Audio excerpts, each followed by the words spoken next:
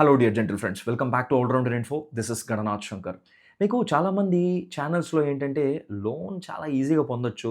ఈ యాప్ కాకపోతే ఇంకొక యాప్ ద్వారా పొందండి. ఇన్‌స్టంట్‌గా కూడా దొరికేస్తాయి. ఈ బ్యాంక్‌లో అప్రోచ్ అవ్వండి, చాలా లోన్స్ వచ్చేస్తాయి. అరే! వెహికల్ లోన్ కోసం మీరు ట్రై చేస్తున్నారా? ఈ బ్యాంక్‌లో మీరు అప్రోచ్ అవ్వండి. ఈ ప్రాసెస్‌ని ఫాలో అవ్వండి, ఈజీగా వచ్చేస్తుందని చెప్పి చెప్తూ ఉంటారు. బట్ చాలామంది చెప్పని విషయం ఏంటంటే ఆ లోన్ పొందిన తర్వాత దాన్ని తిరిగి ఏ విధంగా పే చేయాలి? ఒకవేళ పే చేయని పక్షంలో ఎటువంటి సమస్యలొస్తాయి? ఆ సమస్యల్ని ఏ విధంగా ఎదుర్కోవాలి? మనం కంప్లీట్‌గా లోన్‌ని టైమ్ టు టైమ్ పే చేసి ఈఎంఐ టెన్యూర్‌ని కంప్లీట్ చేసిన తర్వాత ఉఫ్! కంప్లీట్ అయిపోయింది గదా! ఇక రిలాక్స్ అయిపోదాం అనుకున్న టైంలో కొన్ని కొత్త సమస్యలొస్తాయి. అంటే లోన్ కంప్లీట్‌గా మనం ఈఎంఐ పే చేసినా గూడా అది పే చేసినట్టుగా కాదనమాట. కొన్ని ప్రొసీజర్స్‌ని మనం ఫాలో అవ్వకపోతే ఇంకా కూడా ఆ ఈఎంఐ అనేది ఆన్‌లోనే ఉంటుంది. లోన్ ఆ బాకీ అనేది మనం ఇంకా బ్యాంక్‌కి రుణపడే ఉంటామండి. సో, కొన్ని ఇంపార్టెంట్ ప్రొసీజర్స్ ఉంటాయి. సో, అటువంటి విషయాల్ని కూడా మన ఛానల్ ద్వారా మనం కంటిన్యూయస్‌గా ఎప్పటికప్పుడు డిస్కస్ చేస్తూనే ఉంటాం. ఇది సింపుల్‌గా చెప్పాలంటే సినిమాల్లో మాక్సిమం లవ్ స్టోరీస్ చూసారంటే అన్నిట్లో కూడా శుభం కార్డ్ ఎక్కడ పడిపోతుందంటే వాళ్ళిద్దరు లవ్ సక్సెస్ అవ్వడంతో శుభం కార్డ్ పడిపోతుందనమాట. బట్ లవ్ సక్సెస్ అయిన తర్వాత పెళ్లి అనే ఒక ఇంపార్టెంట్ విషయం ఉంటది. దాని తర్వాత ఆ సంసార సాగరంలో ఏ విధంగా ఈదాలి అనే విషయాన్ని ఎవడు చూపించడో అలా చూపిస్తే ఎవరు కూడా చూడరనమాట. ఎందుకంటే ఇది ఫన్ ఫీల్డ్ గాను, ఎంటర్‌టైన్‌మెంట్ గాను ఉండదు. చాలా రేర్‌గా అటువంటి సిట్యుయేషన్స్‌ని కొంతమంది మాత్రమే చాలా చక్కగా పిక్చరైజ్ చేస్తూ ఉంటారు. బట్ మాక్సిమం లవ్ స్టోరీస్ శోభం కార్డ్ ఎక్కడ పడిపోతాయి? వాళ్ళ లవ్ సక్సెస్ అయిపోవడంతో. సో, అటువంటి విషయాల్ని ఈ లోన్ గురించి కూడా చాలామంది చెప్తూ ఉంటారు. బట్ మనం ఏంటంటే ఆ శుభం కార్డ్ అనేది కొంచెం డ్రాగ్ చేసి దాని తర్వాత కూడా ఈ సంసార సాగరంలో ఏ విధంగా ఈదాలన్న విషయాలను కూడా మనం చెప్తూ ఉంటాం. సో, అలాంటి ఒక ఎదురీత గురించే ఈ పర్టిక్యులర్ వీడియోలో మనం డిస్కస్ చేయబోతున్నాం. ఇది చాలా చాలా యూజ్‌ఫుల్ అని చెప్పి నా గట్టి నమ్మకం.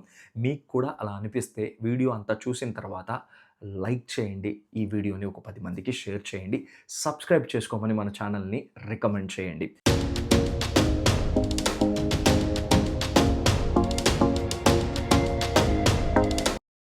సరే, ఇకపోతే విషయానికొచ్చేస్తే ఈ పర్టిక్యులర్ వీడియోలో మనం డిస్కస్ చేయబోతున్న విషయం ఏంటంటే వెహికల్ లోన్స్ గురించండి. అది 2 వీలర్ లోన్ అయ్యుండొచ్చు, లేకపోతే 4 వీలర్ లోన్ అయ్యుండొచ్చు.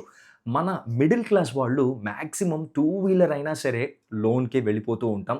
క్యాష్ ఉండేవాడే ఏం చేస్తాడంటే, అరే! ఐటీ దాన్ని దీన్ని ఎగ్గొట్టాలంటే మనకి లోన్ కంపల్సరీగా ఉంటే బెటర్. కాబట్టి లోన్ తీసేసుకుందాం ఏముందిలే అని చెప్పి డబ్బున్నోళ్ళు కూడా సైతం లోన్‌కే వెళ్తూ ఉంటారనమాట. ఈ లోన్ ప్రొసీజర్స్ కూడా చాలా సింపుల్ అయిపోయాయండి ఇప్పుడు. సో, మీరు కారు కొనాలని చెప్పి షోరూమ్‌కెళ్తే వాడే మొత్తం చెప్పేస్తాడు. 2 రోజుల్లో మీకు అప్రూవల్ వచ్చేస్తుంది. మీకు కార్ డెలివరీ 1 వీక్‌లో చేయిచ్చేస్తాం. బైక్ అయితే మరి ఇన్‌స్టంట్ ఇమ్మీడియేట్‌గా నెక్స్ట్ డే మీరు తీసుకెళ్ళిపోవచ్చు అని చెప్పి చెప్తూ ఉంటారు. అరే! లోన్‌దేముంది భయ్యా, అప్రూవల్ మేము చేసేస్తాం. ఏదోలాగా డాక్యుమెంట్ పెట్టి చేసేస్తాం. మీరు బైక్ తీసుకెళ్ళిపోండి అని చెప్పి మనకి అంటగట్టేస్తారనమాట. బట్ ఇక్కడ ప్రాబ్లమ్ ఏంటంటే, అలా మనం లోన్ ద్వారా పొందిన కార్ కానివ్వండి, లేకపోతే 2 వీలర్ కానివ్వండి. సో, చాలామంది మిడిల్ క్లాస్ వాళ్ళేంటంటే కష్టాలు పడి ఆ పర్టిక్యులర్ ఈఎంఐ డేట్ ఏదైతే ఉంటుందో అంత లోపల సరిగ్గా కట్టేయాలి. లేకపోతే ఈ కాల్సు, ఈ టెన్షన్సు ఇయన్నీ మనం భరించలేము. కట్టేద్దాం అబ్బా అని చెప్పి కష్టపడి ఆ ఈఎంఐ కార్ అయితే 5 ఇయర్సో, లేకపోతే బైక్ అయితే 2 ఇయర్సో కష్టపడి ఎలాగోలాగా ఆ ఈఎంఐని పే చేసేసుంటారు. బట్ పే చేసిన తర్వాత రిలాక్స్ అయిపోతారండి. ఈఎంఐ కట్టేసా కదా! అయిపోయింది. ఇంకేముంది, కారు నాదే, నా సొంతం అని చెప్పి రిలాక్స్ అయిపోతూ ఉంటారు. బట్ అక్కడే మీరు పప్పులో కాలేసినట్టు. మీరు ఈ విషయాన్ని ఎప్పుడు తెలుసుకుంటారంటే, సింపుల్‌గా చెప్పాలంటే రేపు వెహికల్‌ని అమ్మేయాలనుకుంటున్నారు. ఆ వెహికల్‌ని అమ్మేసి అప్‌గ్రేడ్ అవుదాం అనుకుంటున్నారు. లేకపోతే షోరూమ్‌కి వెళ్లి ఆ కారో, బైకో ఇచ్చేసి ఇంకొక ఎక్స్‌చేంజ్‌లో వేరే కారు కొనాలనుకుంటున్నారు. అప్పుడు అదే షోరూమ్ వాడేం చెప్తారంటే, "భయ్యా, కారుకి ఓనర్ మీరు గాదు. మీకు లోన్ ఎవరైతే ఇచ్చారో వాళ్ళే ఇంకా ఓనర్" అని చెప్తాడనమాట. అప్పుడు మీరు షాక్ అవుతారు. ఇదేంటిది? ఈఎంఐ అంతా పే చేశా గదా! టైమ్ టు టైమ్ కరెక్ట్‌గా పే చేశా. నేను ఓనర్ కాకపోవడం ఏంటి? పిచ్చా అంటారు. వాడు మిమ్మల్ని టాప్ టు బాటమ్ చూసి సిస్టమ్‌లో చూపిస్తాడు. సార్ చూడండి సార్, ఇక్కడ మీ కారు, మీ bike hypothecated to so and so bank అని చెప్పి ఉంది. హైపోథికేటెడ్. కొత్త పదంగా అనిపిస్తుందా? చదువుకున్న వాళ్ళకి కూడా అనిపించొచ్చు. మీకు తెలిసుంటే గూడా ఈ విషయాన్ని చూడండి. చాలా చాలా ఇంపార్టెంట్ అయిన విషయం ఇది. So, hypothecated to so and so bank అని చూపిస్తుంది సార్. ఇంకా కూడా ఓనర్ వాళ్ళే. మీరు ఈఎంఐ పే చేసుంటారేమో, బట్ ఇంకా కూడా వాళ్ళే ఓనర్ ఉన్నారు. మీరు వాళ్ళని కలిసి వాళ్ళ దగ్గర ఒక ఎన్ఓసీ తీసుకురండి సార్. లేకపోతే మీకు ఈ కార్‌ని మేము సేల్ చేయలేం. ఇన్‌ఫాక్ట్ ఇంకొక పెద్ద ప్రాబ్లమ్ ఏంటంటే, మీకు ఏదైనా వెహికల్ అన్‌ఫార్చునేట్‌లీ యాక్సిడెంట్ అయింది. ఇన్స్యూరెన్స్ క్లెయిమ్ చేయాలనుకుంటున్నారు. సో, నేను ఈఎంఐ పే చేశా కదా! నేనే కదా ఓనర్. డైరెక్ట్‌గా ఇన్స్యూరెన్స్ కంపెనీకి వెళ్లి క్లెయిమ్ చేద్దాం అనుకుంటే, అక్కడ ఇన్స్యూరెన్స్ కంపెనీ వాడు ఒక బాంబ్ పేలుస్తాడనమాట. సార్ మీరు ఓనర్ కాదు. Hypothecated to so and so bank అని ఉంది. వాడి దగ్గరికే ఎళ్లి మీరు ఎన్‌ఓసీ తెచ్చుకొని వాడి ప్రాసెస్‌లోనే మీరు లోన్ కంప్లీట్ ఇన్స్యూరెన్స్‌ని పొందాలి. మేము డైరెక్ట్‌గా మీకివ్వం. ఎందుకంటే మీరు ఓనర్ కాదు సార్ అంటాడనమాట. మళ్ళీ షాక్ అయితాం. ఇదేంటిది ఈఎంఐ అంతా పే చేశాం గదా! నేను ఓనర్ కాకపోవడం ఏంటి? వాడేంటంటే ఎక్స్‌చేంజ్‌లో వెహికల్ ఇచ్చేద్దాం అంటే హైపోథికేటెడ్ అంటాడు. వీడిక్కడ యాక్సిడెంట్ అయ్యి అన్‌ఫార్చునేట్‌లీ ఇన్స్యూరెన్స్‌ని క్లెయిమ్ చేద్దాం అని చెప్పొస్తే వీడు హైపోథికేటెడ్ అంటాడు. అసలు ఈ హైపోథికేటెడ్ ఏంట్రా బాబు! అని చెప్పి మనలో చాలా మందికి అనిపించొచ్చు. చాలా సింపుల్ అండి. 'నరసింహ' సినిమా చూసుంటారు. రజనీకాంత్ గారిది.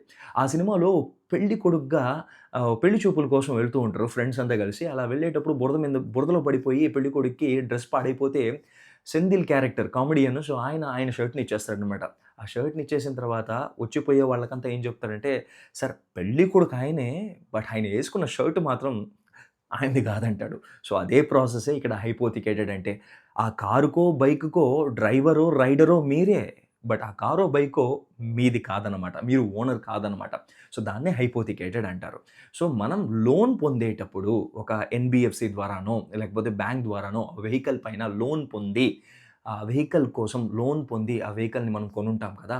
సో, అలా వాళ్ళు సెక్యూరిటీ పర్పస్ కోసం ఏం చేస్తారంటే, మన వెహికల్‌ని హైపోథికేట్ చేసుకుంటారు. అంటే ఓనర్‌షిప్ రైట్స్‌ని వాళ్ళ పైన ఆ పర్టిక్యులర్ కన్సర్న్ పైన పెట్టుకుంటారనమాట.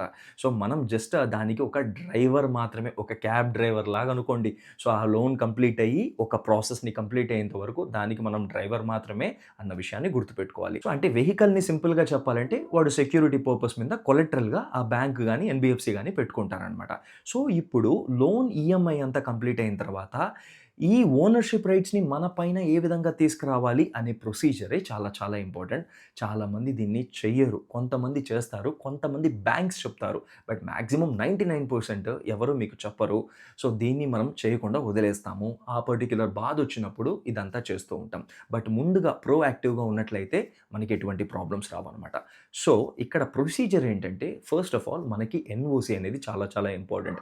No objection certificate. ఇది ఎవరిస్తారు? ఆ బ్యాంకే ఇస్తారు. వాళ్ళే ఇవ్వాలి. ఏ బ్యాంక్?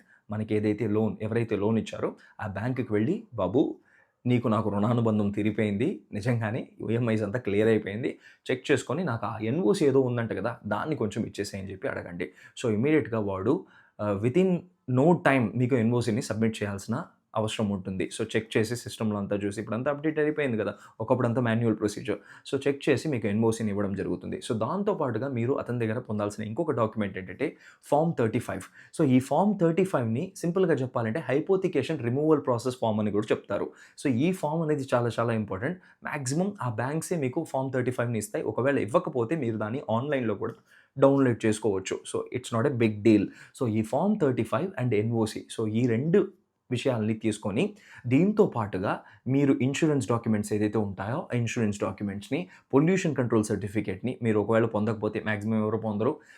మీకు తరచుగా ట్రాఫిక్ పోలీసులు బాధల్లో ఉంటే తప్ప దాన్ని మాక్సిమం ఎవరు పొందుండరు. సో, ఆ పొల్యూషన్ కంట్రోల్ ఫార్మ్‌ని, ఇన్స్యూరెన్స్ ఫార్మ్‌ని, మీ ఆధార్ కార్డ్. సో, ఇటువంటి విషయాలనంతా కూడా జిరాక్స్ కాపీగా తీసుకొని మీరు ఏ ఆర్‌టీఓ ఆఫీస్‌లో అయితే మీ నంబర్ ప్లేట్ రిజిస్టర్ అయ్యి ఉంటుందో, మీ కార్ రిజిస్టర్ అయ్యి ఉంటుందో, బైక్ రిజిస్టర్ అయ్యి ఉంటుందో, ఆ ఆర్‌టీఓ ఆఫీస్‌కి వెళ్లి దీన్నంతా సబ్మిట్ చేసినట్లుగా అయితే దీంతో పాటుగా ఒరిజినల్ ఆర్‌సీ ఏదైతే ఉందో, అంటే హైపోథికేటెడ్ టు అని చెప్పి ఉంటుంది కదా! ఆ ఆర్‌సీలో పైన మన పేరున్నా కూడా కింద ఒక కాలమ్‌లో ఉంటుందనమాట. సో, ఆర్‌సీని ఇదంతా ఈ ఫార్మ్స్ అంతా సబ్మిట్ చేసినట్లయితే మాక్స్ టు మాక్స్ మన తెలంగాణ కానివ్వండి, ఆంధ్రప్రదేశ్ కానివ్వండి 7 రోజుల నుంచి 15 రోజుల లోపల అంటే వారం నుంచి 2, 3 వారాల లోపలే మీకు ప్రాసెస్ అంతా కంప్లీట్ చేసి మీకు ఇంకొక ఆర్‌సీని, అప్‌డేటెడ్ ఆర్‌సీని ఇవ్వడం జరుగుతుంది. సో, ఈ అప్‌డేటెడ్ ఆర్‌సీ అనేదే మీ యొక్క ఓనర్‌షిప్. ఈ బండికి నేనేరా ఓనర్. ఈ బైక్ నాదే అని చెప్పి, ఈ కార్ నాదే అని చెప్పి కాలర్ ఎగరేసుకునే క్షణం ఆ పర్టిక్యులర్ టైమే అనమాట.